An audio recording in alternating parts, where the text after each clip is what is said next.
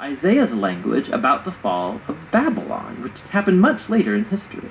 And not only that, Nahum also describes the downfall of the bad guys as good news for the remnant of God's people. It's a direct allusion to Isaiah's good news about the downfall of Babylon. And so all these little details from chapter 1, they come together to make a key point. For Nahum, the fall of Nineveh is being presented as an example, as an image of how God is at work in history in every age, how he won't allow the arrogant or violent empires of our world to endure forever. So the message of Nahum is actually very similar to that of Daniel.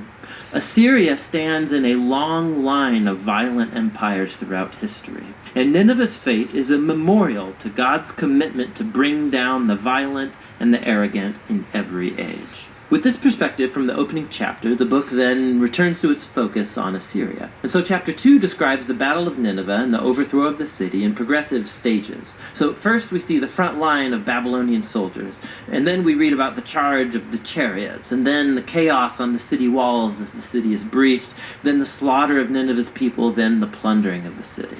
Chapter 3 goes on to describe the results of the city's downfall for the empire as a whole. So Nahum begins by announcing a woe upon the city whose kings built it with the blood of the innocent. It's an image of how injustice was built into the very system that made Assyria so successful. But their violence has sown the seeds of their own destruction, and so Assyria will fall before Babylon. The book concludes with a taunt against the fallen king of Assyria. He's stricken with a fatal wound, and from among all the nations that he once oppressed, no one comes to help him. Rather, they sing and celebrate his destruction. And that's how the book ends.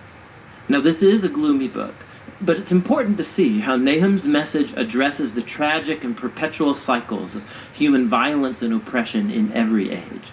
Human history is filled with tribes and nations elevating themselves and using violence to take what they want, resulting in the death of the innocent. And the book of Nahum uses Assyria and Babylon as examples to tell us that God is grieved, and that he cares about the death of the innocent, and that his goodness and his justice compel him to orchestrate the downfall of oppressive nations. And God's judgment on evil is good news, unless, of course, you happen to be Assyria. Which brings us all the way back to the conclusion of that opening poem in chapter 1, which tells us that the Lord is good and a refuge in the day of distress. He cares for those who take refuge in him.